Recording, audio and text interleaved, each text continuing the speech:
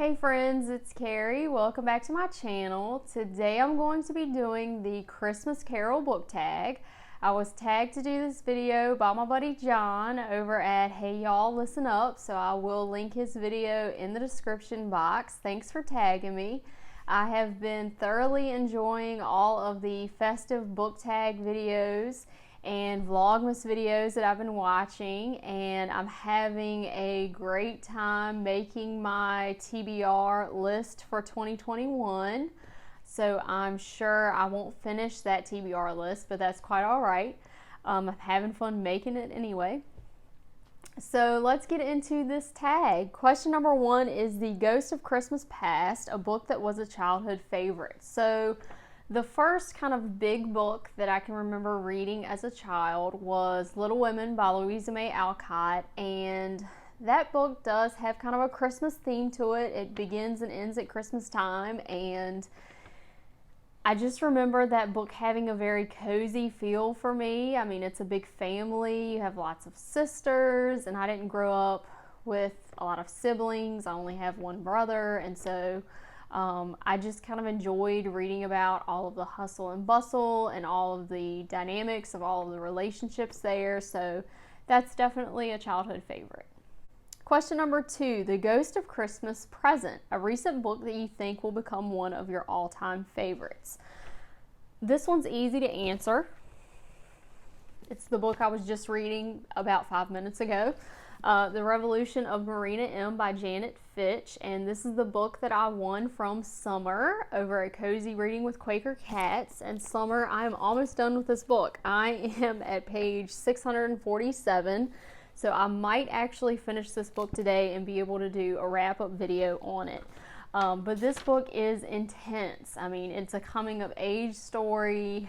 It's a story about love. It's a story about loss. It's a story about revolution during a very traumatic, very chaotic time in Russian history, and it does a really great job of putting everything in historical perspective, but also it's a very poetic story, and it's really captured my attention.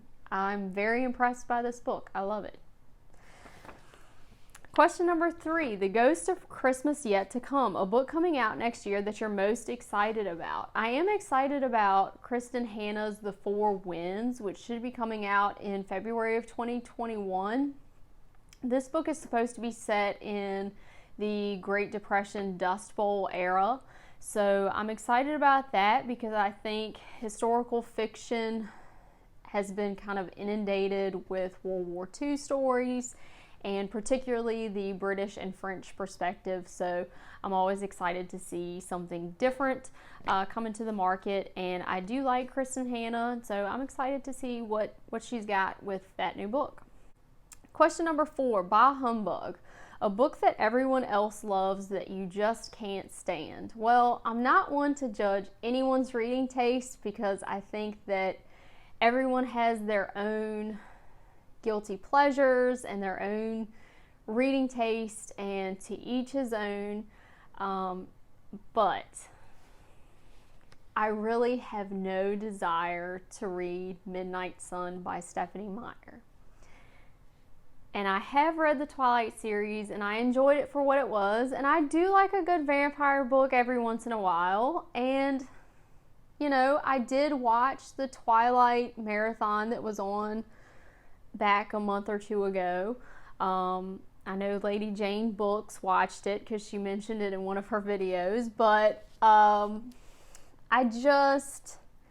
have no desire to read that book. I've watched a couple of reading vlogs on it on BookTube, and even the people reading it didn't seem to be enjoying it that much. I don't see that there was a need for another retelling of the Twilight story from Edward's perspective. It seems like there's 200 or 300 pages of Edward watching Bella sleep, and I don't know, that seems a little boring to me and slightly creepy. So I just have no desire to read it, and I'll just leave it at that. Question number 5, Bob Cratchit, an old dependable you always recommend. I do always recommend to colleagues and friends Kristen Hanna's The Nightingale, and that was a book that was very hyped up, and I did enjoy that book. I really liked it, and everyone that I ever recommend it to loves it. So I feel like it's a book that appeals to readers and non-readers alike. A lot of people who ask me for recommendations are not necessarily big readers, and sometimes they don't necessarily know what genre they want to read. And I feel like The Nightingale, it is historical fiction, but it also has love, it has loss, it has a little bit of everything. And so I feel like it's a good starting place, and it's never missed the mark for me. And so I feel like I can't go wrong when I recommend that one to people who ask me for a recommendation.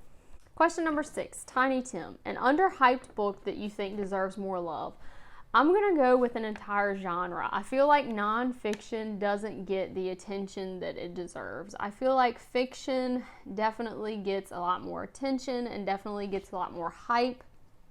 Fiction has, celebrity spokespeople, they have book clubs. I mean, they have Oprah and Reese Witherspoon in their corner. And nonfiction, I can't really think of anyone that's in nonfiction's corner, really.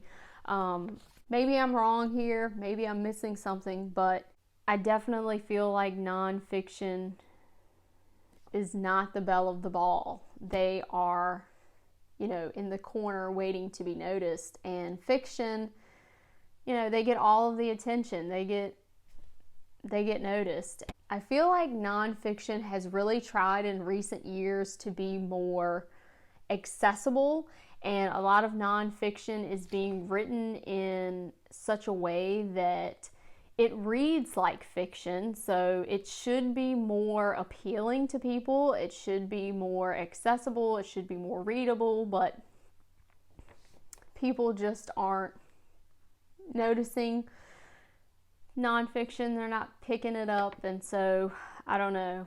I feel like nonfiction just needs a little more love. Question number 7. Today, why it's Christmas Day. What's a book that always gets you in the mood for Christmas apart from A Christmas Carol? Well, I'm going to go with The Night Before Christmas by Clement C. Moore. And I did mention this in an earlier video because I had this book as a child, and I guess technically it's a poem, but I had this as a child, and I do still read it on Christmas Eve. Question number 8, The Muppet Christmas Carol. Your favorite film adaptation of a book? I'm going to go with 2 answers for this. 11/22/63 by Stephen King was made into a miniseries, and shouldn't be a shocker there. There's a JFK connection. I think they did a fairly good job of putting you into that world. Of course, the book is better, but isn't that always the case? And then secondly, Stand By Me, the film adaptation of Stephen King's short story, The Body. That was a film that I watched a ton as a kid. It had River Phoenix and Will Wheaton in it, and it's a classic. If you've never seen it, I strongly suggest you watch that film. It is amazing. I love it. And those are 2 very good ones. Question number 9, tag some people. I apologize if I tag people who have already been tagged, and also if I tag you, you are under no obligation to do this tag. If you want to do the tag, that's great. If not, I totally understand. But I'm going to tag, firstly, Summer from Cozy Reading with Quaker Cats, because of course she gifted me this awesome book. And then I'm going to tag 3 channels that I recently found. The first one is Literarily Smitten, where you can find a lot of historical fiction. The second one is Kit's World, which you can find a lot of very neat content, movies and books. And the third one is Holly by Golly Books. So I hope you guys have a Merry Christmas and happy holidays, and I will see you in my next video.